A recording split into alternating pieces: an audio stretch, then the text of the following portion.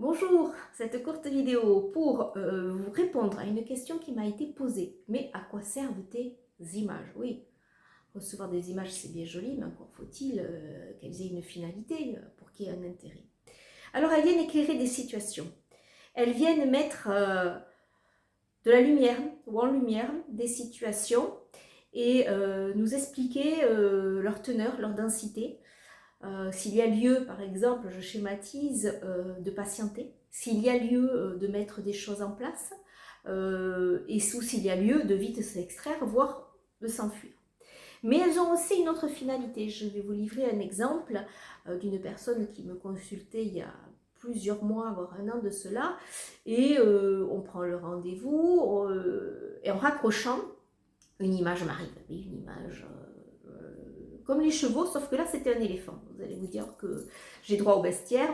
Non, mais voyez, c'est le type d'image qu'il va falloir interpréter. Donc je vois arriver ce gigantesque éléphant, il barrissait même, hein, c'était même impressionnant. Je pouvais presque m'inquiéter.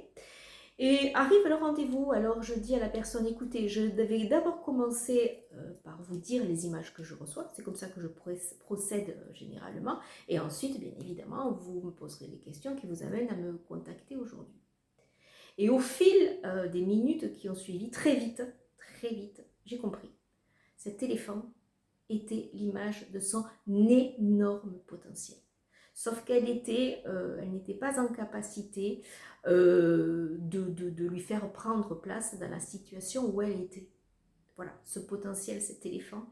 Il fallait accueillir l'éléphant, il fallait lui trouver sa place et il fallait lui permettre d'être à l'aise. Voilà, j'ai peut-être commencé à répondre à votre question. N'hésitez pas à me faire part d'autres questions ou à me demander de développer ou de me taire. Allez, bonne journée.